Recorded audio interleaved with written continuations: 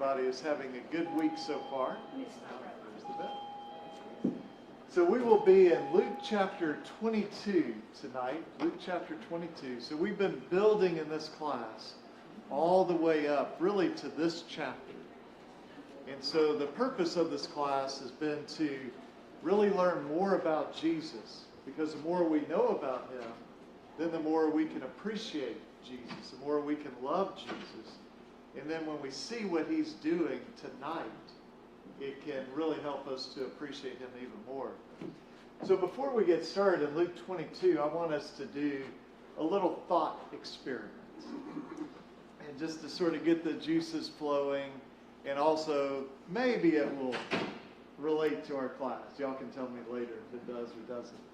So I want you to imagine going home tonight. And I don't know if you live in an apartment, a condo, a townhouse, a house. If you live in a house, is it close to other houses, or do you have 10 acres of land, or whatever it might be? So you pull into your driveway or the parking lot, and you see this unmarked van. And this guy get out of the van. He's got a sawed-off shotgun. He's got a pistol. And you see him walk up to your door, and then you notice your door has been kicked in. And there are 3 other guys, sawed-off shotguns, pistol.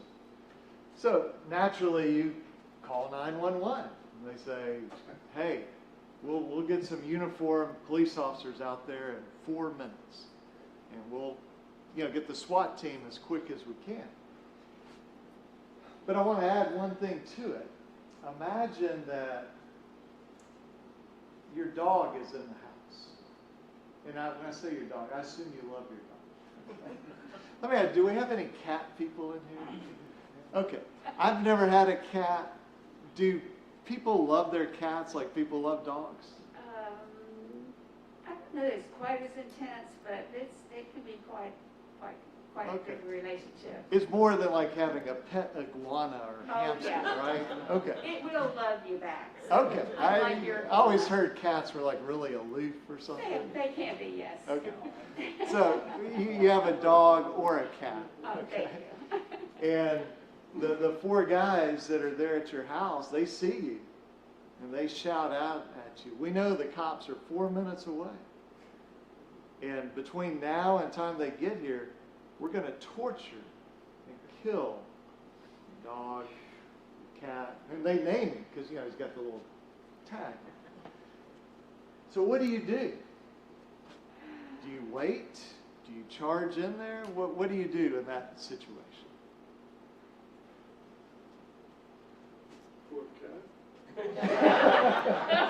Or a dog, or a hamster. To me, a hamster is kind of like a rat. I don't really understand it. But I'll wait. You're waiting? Yeah. Okay. I'll probably be shot. Okay. Depends on the dog. So some of us might charge in there, even though the odds are very, very bad. Others might say we'll wait. Now, if my dog was a ferocious pit bull, I wouldn't worry about that. I'd be more worried about the people coming in. So let's change it a little bit. Instead of your pet, it's your baby, your child, your spouse, your parent, and maybe it's somebody that's disabled. And so, you come home from church and there was a caregiver there with your child or your baby or your spouse or whoever. And you notice they're on the ground and they've been beat up, and they say, yeah, these 4 guys are in there and they've got your fill in the blank. Your child, your spouse, your parent. And these guys call out to you, we're going to kill this person for the next 3.5 minutes, and you're going to hear them. What do you do? Do you wait? Do you charge in there? What do you do? Charge. Okay. So we've escalated from the dog, right? Okay. So let's add one fact to this, or a set of facts. You happen to have a lot of training, skill, and experience in combat. And in the trunk of your car, you have some body armor, you have weapons in there, and you're sort of gathering this together because they've got your child or your spouse, whoever.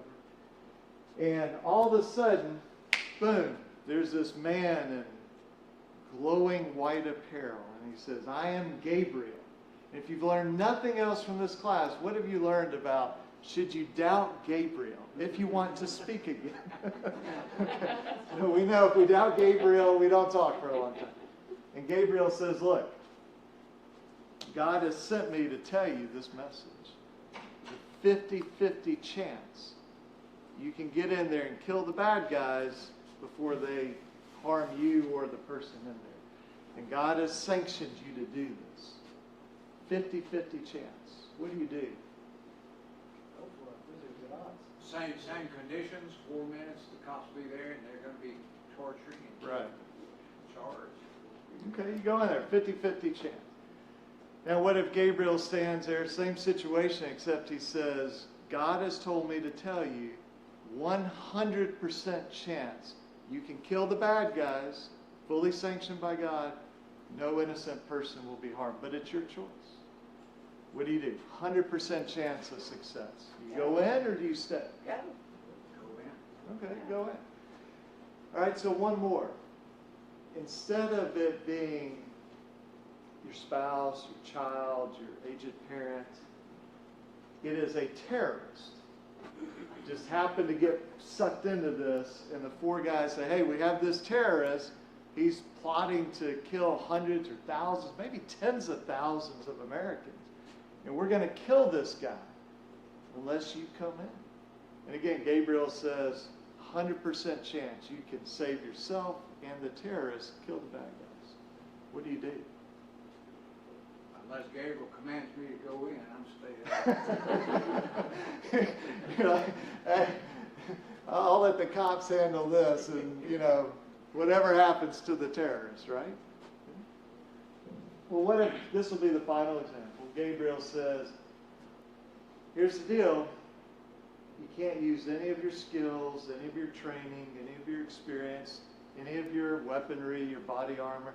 You have to go in there and you will die. But the terrorist will live.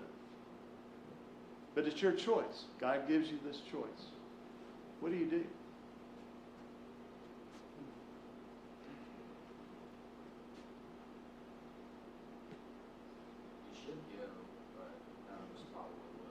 Okay. I appreciate the very, very honest answer. We're all letting that terrorist die, right? I'm not dying for the terrorist, okay? And you can see the application here. Jesus is in Jerusalem. He comes out at night to stay, and then he goes back into Jerusalem. And he knows that the people in Jerusalem that run the city are there to kill him. And he has to decide, will I go in there and allow them to kill me? Now, did Jesus have the power personally to make sure that he did not die? Could he have prevented his capture, torture, and death? Yes. Okay. It could. Now, certainly he says at one point, I could get like 70,000 angels. He really just needed one. And truthfully, he needed how many angels? Yeah. None. He could have snapped his fingers and everybody that wished him harm could have died. So he had the power to do this.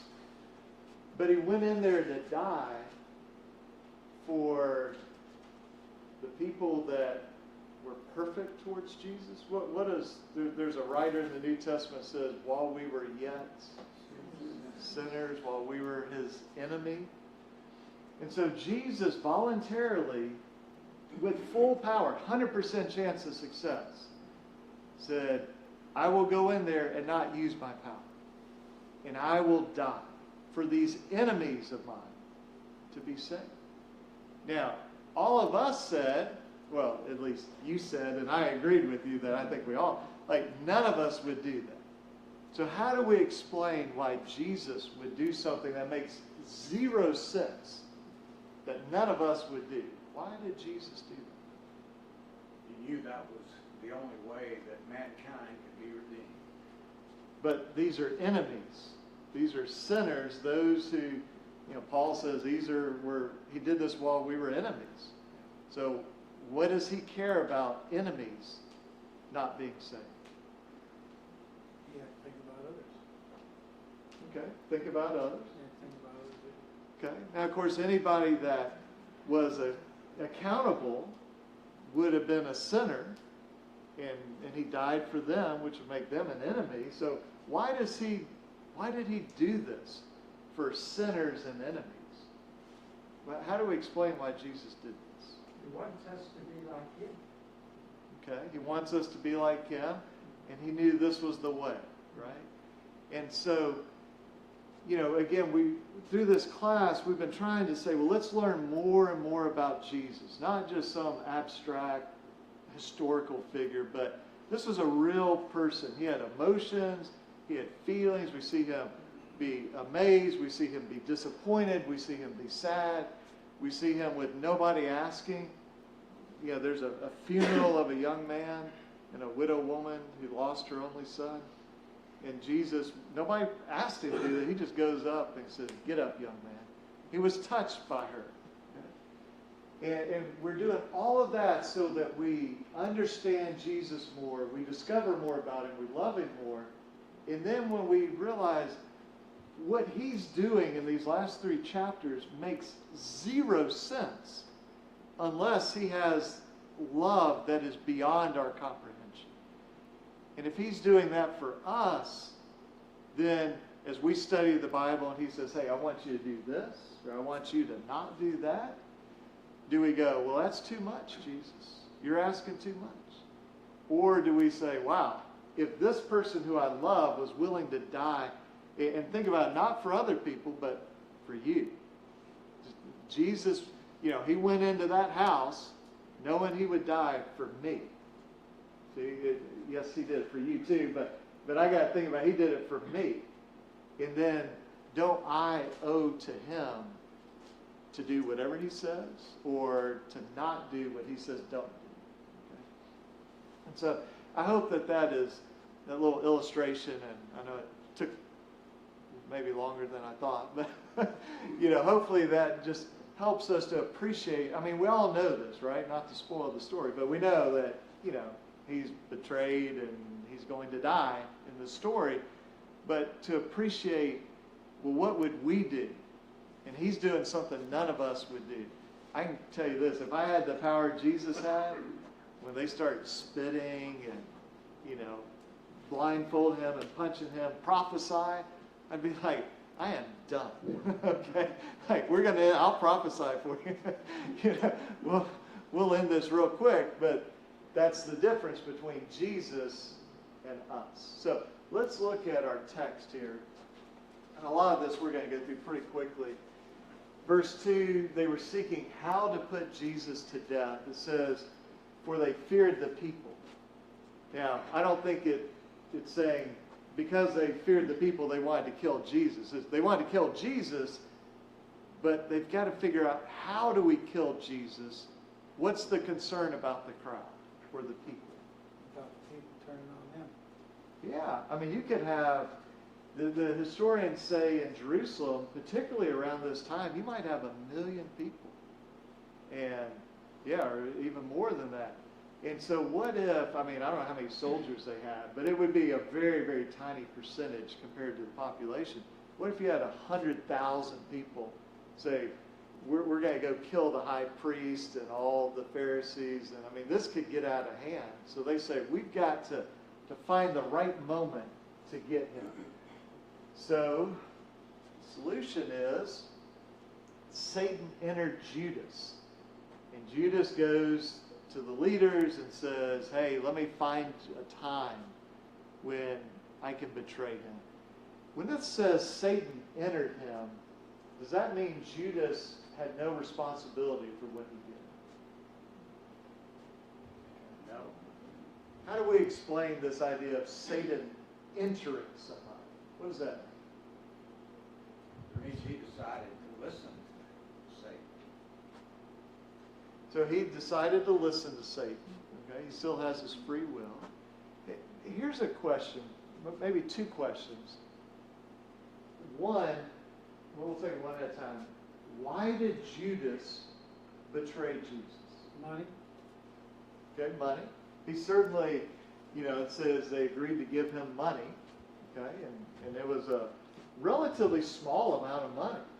I mean, if I remember right, it's like the price of a slave or something.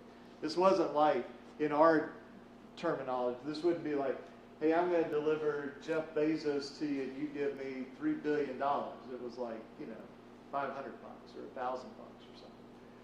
So money, what could be another reason why Judas did this?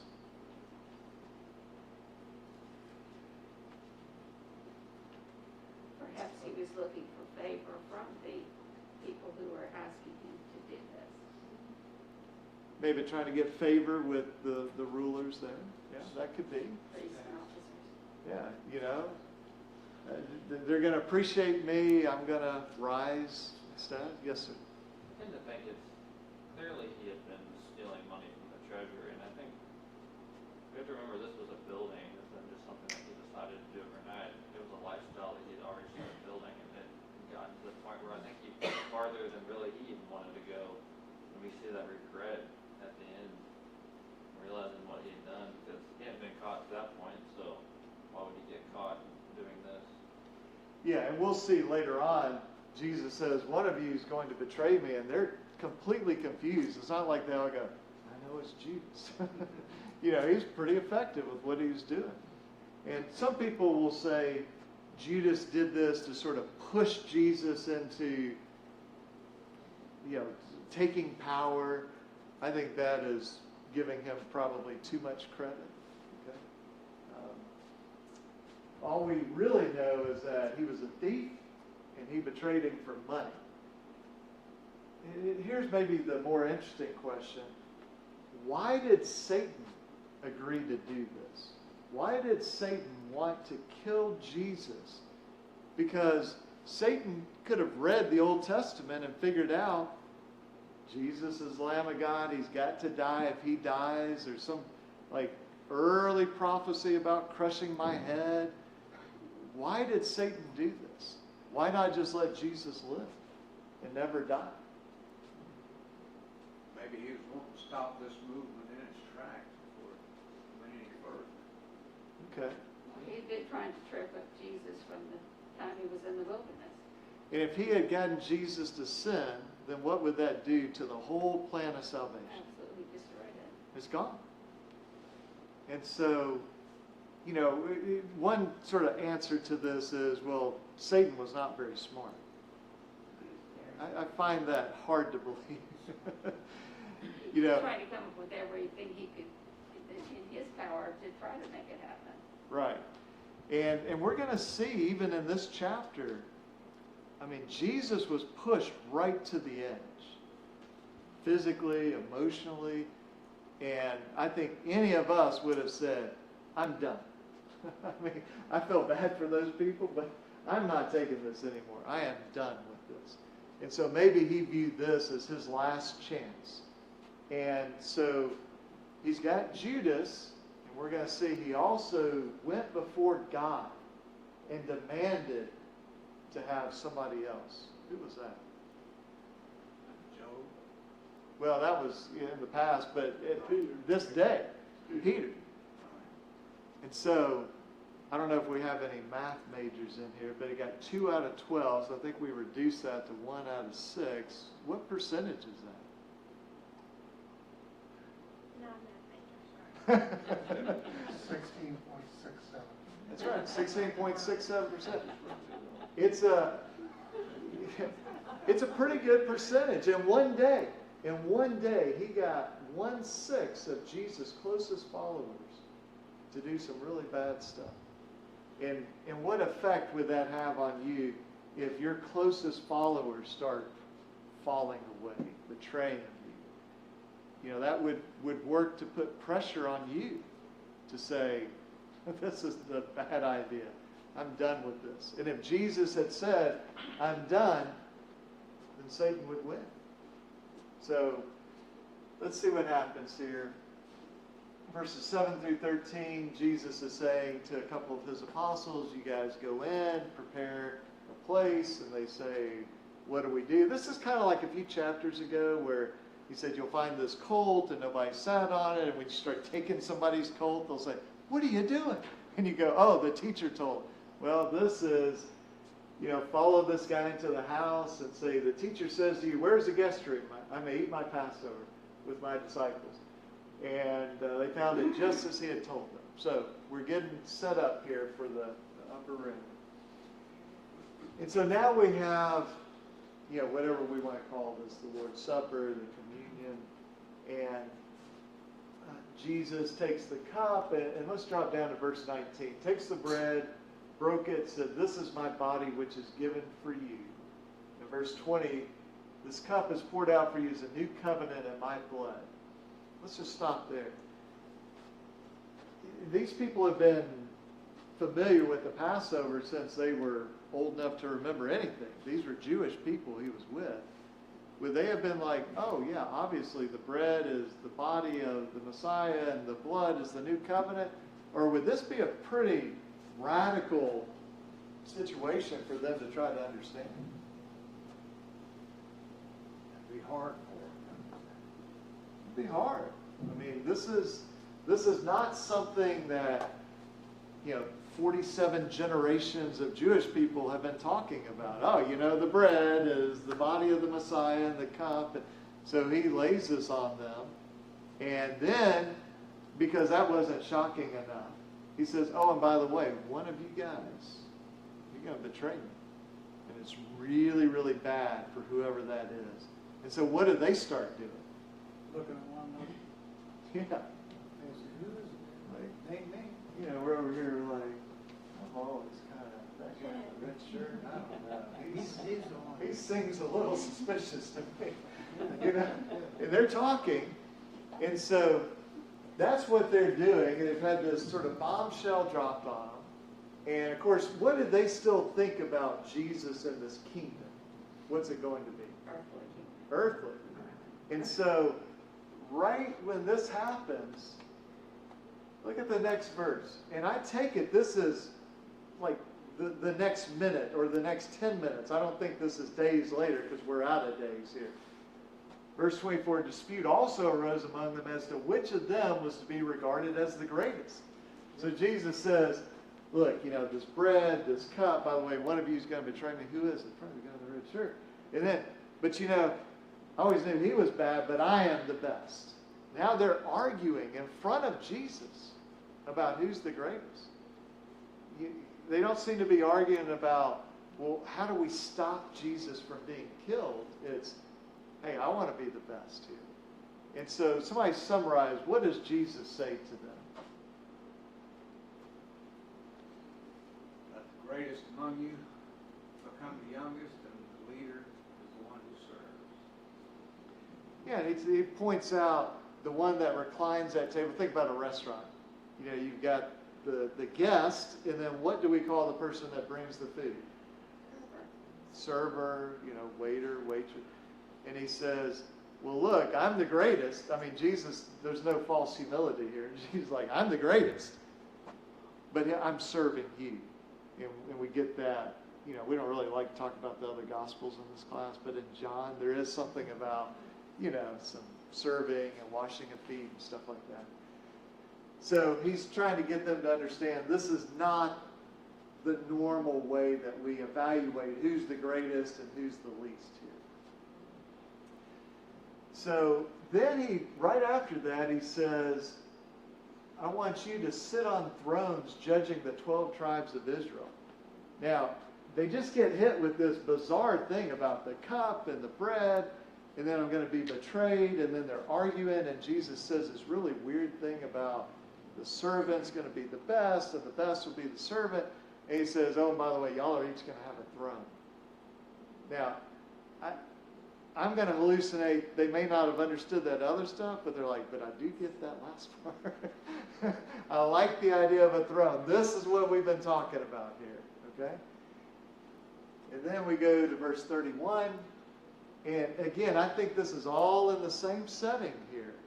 And Jesus turns his attention to Peter. And what does he say to Peter? Who's been asking about Peter? Satan. Do you think this is just Jesus sort of using Satan as sort of a metaphor? And like it wasn't literally Satan walked into heaven and said, Jehovah, I demand Peter. Or do you take this literally that Satan has been demanding to have Peter? What do you think? The fact that verse 32 says, I prayed for you, that your faith won't fail, seems pretty cut dry that it's a demand. Yeah, and so this is a principle of Bible study. We always take the plain meaning first. Now, sometimes it's obvious, well, this is, symbolic or something, but we just start off with, what's the plain meaning? The plain meaning is, Simon, Simon, behold, Satan demanded to have you, that he may sift you like wheat. Well, who's he demanding that of? Is he demanding that of Judas? Or a farmer or someone? No, I think it's God. But I have prayed for you, your faith may not fail, and when you have turned again, strengthen your brothers. Now, this has always been an amazing thing to me. Peter denies Jesus, and if that had been me, I would think if I ever rejoined the apostles, I would have been like way in the back. But Jesus says, do I want you to stay in the shadows, or what do I want you to do? Be a leader. Be a leader. You go strengthen those other guys. Okay? And so then Peter says, Lord, I'm ready to go with you both to prison and to death. And then Jesus says, 3 times you'll deny me. John, Yes, sir. I think that's one of the greatest applications for Christians in the entire New Testament. All of us, or maybe not all of us, but some of us, most of us, have been or will be sifted like wheat by Satan. And we shouldn't give up. The thing again is to turn again. That means repent. Turn again and strengthen your fellow Christians. It's a great point. And I'm not sure that we really think about that literally Satan could say to God, I want that guy right there in the blue shirt. Now, some of this depends on your view of Revelation. Some people say, well, Satan is sort of stripped of his power now. I don't know. Walks about like a roaring lion. I think he's got a pretty good amount of power right now. So I don't see any reason that this would be different. We know he did this with Job, with God. And I suspect he does it with us, which means we need to come together, we need to strengthen each other, we need to study, we need to learn more about Jesus, about what he wants us to do, examples from the Old Testament. Because Satan is out there. I don't think he stopped in the first century. I think, and I don't even know if Satan realizes he's lost. But if he has, what do they say? The most dangerous animal is what type of animal? A wounded animal in a corner. So Satan may be like, well, this ain't going to work out so great, but I'm going to bring as many as I can. I don't think Satan has suddenly turned into, I want to evangelize for Jesus. Okay? He's still fighting. We read the book of Revelation, still fighting. So Peter has been told what's going to happen. Now, remember when Jesus sent him out before, sometimes he would say, don't take anything, just go to this city, they'll provide for you. Now he says, let's get practical here. You need some money, you need this, you need some swords.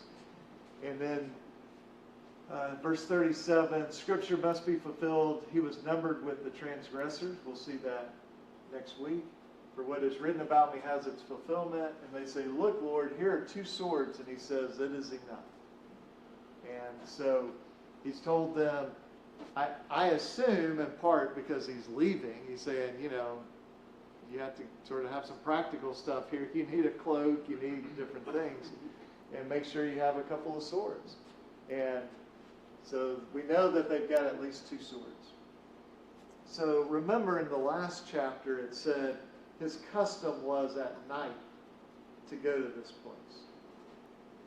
And so as his custom, out of all those, disciples followed. And he says, pray you may not enter in temptation. And he withdrew about a stone's throw. I always thought that was interesting. Why would the Holy Spirit say, about a stone's throw? It's just sort of a nice touch. You could say he went 27 and a half feet, or cubits, or whatever. But it's about a stone's throw. I think in the book of Hebrews it talks about somewhere it is written. It's a nice little personal touch there. So look at verse 42. Father, if you're willing, remove this cup from me. So did Jesus want to be betrayed, arrested, tortured, crucified, in some form or fashion, bear the sins of the world? Did he want that? No. And see, sometimes this makes people uncomfortable. It's like, well, he's not really saying he wants to avoid. I think it's saying, he's like, if there is any way, let me avoid this, but I will do what you want. And then verse 43, there appeared to him an angel strengthening. Now verse 44, being in agony, he prayed more earnestly. His sweat became like great drops of blood falling down to the ground. And, there's a couple interpretations. One is just sweat was pouring off of him. The other is maybe their capillaries breaking, and so it's sort of sweat and blood. Whatever it is, do we get the idea that he was like a little bit concerned about this, or maybe something different? In agony. Yeah, he's in agony. And so remember, Satan needs him to not go forward with this. And that would be one way to win. Now, whether Satan fully understood that, but if Jesus had abandoned this course, we would all be wasting our time here. And so Jesus is in agony, begging his Father. We know from other passages, 3 times he begged. Talks about falling on his face, falling on his face, falling on his face, begging God to avoid this. And then he rose, he found them sleeping, and he says, pray that you may not enter into temptation. So, while he was still speaking, so he's talking to his disciples who are waking up, there came a crowd, and Judas, he drew near to Jesus to kiss him. What do you think about that? Why did the Holy Spirit put that little detail in, that Judas, leading this crowd, goes up to Jesus to kiss him in a greeting?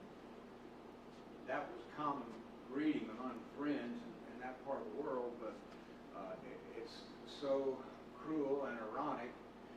A man's supposed to be his best friend, that he would betray him with a kiss, a gift, something of affection. Right. And we have Jesus saying literally that. Judas, would you betray the Son of Man with a kiss? Now whether Jesus is saying that to Judas to try to get through to him, or whether he's kind of like, are you serious? You're betraying me with a kiss after all we've been through?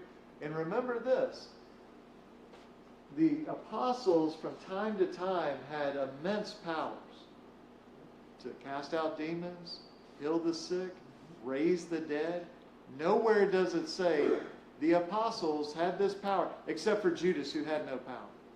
Judas had the ability to cast out demons, raise the dead, heal the sick. I'm not saying all the time, but at least there were instances. And so Jesus and these apostles have been through all of this. And Jesus is saying, you're betraying me with a kiss. Yes, sir. I've always been struck by that, because you think, usually we don't let people get in our faces unless we have some kind of trust or relationship with them. And Jesus knew that he was about to be betrayed. And I think if today we get offended by someone and we don't even want to be in the same room as them, let alone them be right up in our face or give us a hug or something. So I think you start off kind of examples of like, we should do something but we don't. And Jesus did what he needed to do, and treated Judas kindly and up to the very end. Yeah, Jesus had yelled at Judas, that would have been justified. If Jesus had said, you are damned to hell for all eternity, that would have been justified. But he lets him get close. He's like, is this what you're doing to me? And when those around him saw what would follow, they said, Lord, shall we strike with the sword? So we know they at least have 2 swords. And one of them, who's the unnamed guy? Malchus. Well, yeah, he's on the receiving end of the sword. Who's holding the sword? Peter. So one of them struck the servant, cut off his right ear. Was Peter such a phenomenal swordsman that he said, I'm going to cut off his ear because the sight of the blood spurting out of his head will scare everybody away? Or do you think there's another explanation? He missed? I'm going to go with he missed, okay? And Jesus says, no more of this. And remember, Jesus could end this at any time. But he knows I have to go through this, knowing what will happen. And that just makes no sense to us as humans. Touched the ear, healed him. Jesus said to the chief priests, the officers at the temple, this is like the cream of the crop here. These are the best, the brightest, the most godly people, supposedly. Jesus says, if you come out against me, a robber, swords and clubs. I've been in the temple. Remember it said he was in the temple every day teaching. And you did not lay hands on me. But this is your hour and the power of darkness. We don't know the answer to this question. I just want you to think about it. What do you think these guys thought? When here, they knew Jesus had restored sight to the man in John 11, born blind. They knew he had raised Lazarus in, was that John 13 or somewhere around there? They never denied Jesus did these miracles. They knew there was something about him. And for that guy to look you in the eye and say, this is your hour and the power of darkness. Do you think any of them went, well, that's not what I was expecting? Do you think any of them had second thought? We're not told, to my knowledge. I'm just curious if, what your thoughts are. Would that have any effect, or were they so far gone that you think it just didn't matter? Yes. That arrest in John's gospel, when he spoke, they hit the ground. He said, yeah, he says, I am. And they fell down. And, we presume because they understood he was saying, I am deity, I am God. Something made them fall down. John? Yes, sir. I would think it had effect on some of them, and possibly not on some, but I think it probably had an effect on Judas, just like Jesus' comment to Judas up there. He said, Judas, would you betray the Son of Man with a kiss? I think that's probably the primary reason Judas went out and committed suicide, because of the way Jesus spoke and talked. There was no anger, there was no, insult, and that had to affect Judas. I've always wondered, when he healed that ear, how they could continue to go forward, seeing that right in their eyes, to have that to be healed, and yet it did not deter them from their purpose to take him. Apparently not. I'd like to think that, what's the guy's name, Malchus? That he's, heard Paul speak or heard Peter speak. Wouldn't that be ironic if he was hearing Peter speak, Tell his kids, I got a story to tell you about the preacher. Don cut my ear off, So they led him away to high priest's house. And we're skipping some stuff. If we went through all four Gospels, we would see. But this is how Luke presents it. And Peter was following at a distance and sat down among these people. And verse 56, servant girl looking closely at him. Isn't that just a nice detail from the Holy Spirit? You just sort of get the idea. She was like, I know you. And she says, this man also was with him. And what does Peter say? denies Woman, I don't know him. I mean, this is Jesus we're talking about. Remember, I'll go to prison or die with you. I don't even know the guy. And a little later, someone else said, you also are one of them. But he said, man, I am not. So here we have, sort of equal opportunity. Woman, I don't know him. Man, I'm not, And then we get the third one, saying, certainly this man also was with him, for he too is a Galilean. So apparently, his accent or his speech patterns, they could tell where you were from. And Peter said, man, I do not know what you're talking about. In other passages, we're told that this is accompanied by what? By Peter? Cursing, swearing.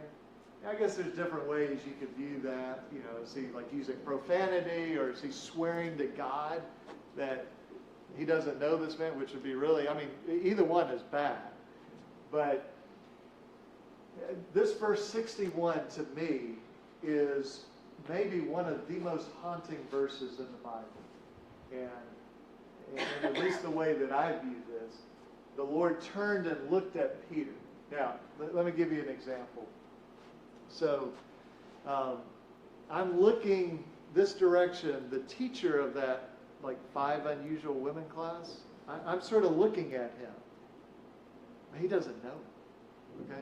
I don't think this is what we're talking about here. I don't think Jesus is behind a wall and he kind of looks and everybody's like, what's he looking at? And Peter has no, I think they made eye contact. They made eye contact. And it broke Peter. Verse 62, he went out and wept bitterly. It doesn't say he felt bad. It doesn't say he wept. It doesn't say he wept a lot. He wept bitterly.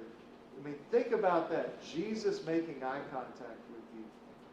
And of course, when we sin, if we truly visualize that, you know, Jesus was in front of us making eye contact, I suspect it might have a helpful impact on maybe reducing our sinning a little bit.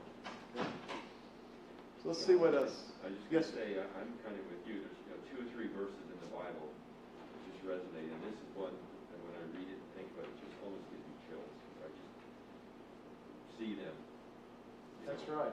And just, Yeah, and so I don't get the sense that they were 2 football fields apart. they made eye contact. Yeah. There's no question what he knew what he'd done.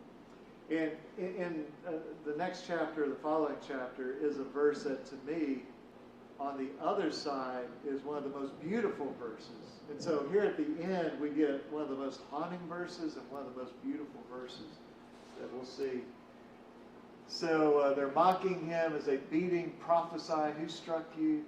Now, ironically, based on Jesus being denied 3 times by Peter, what had Jesus just done shortly before this?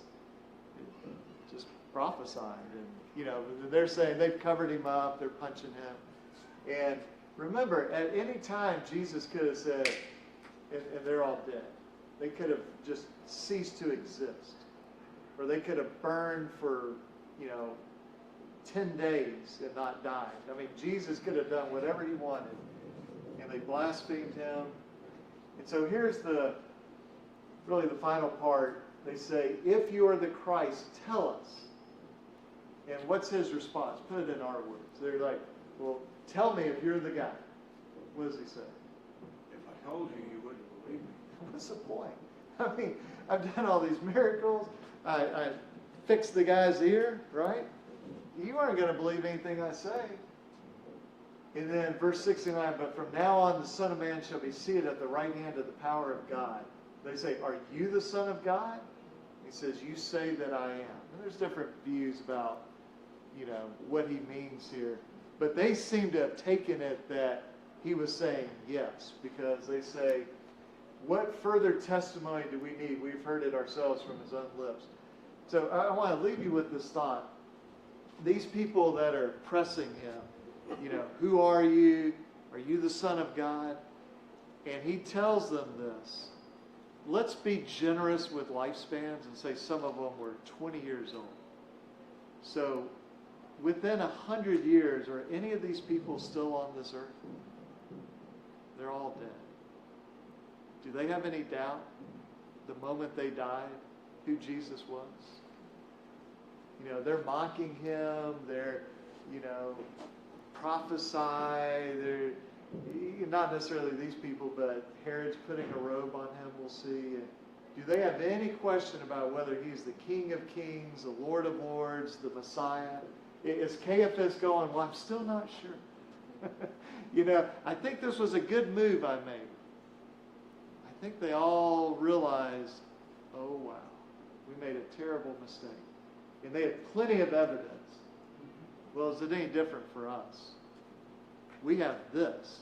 We can see the mistakes they made. So if we choose to turn our back on God, it's not like we can be in hell and look at Caiaphas and say, boy, you're really an idiot, Caiaphas.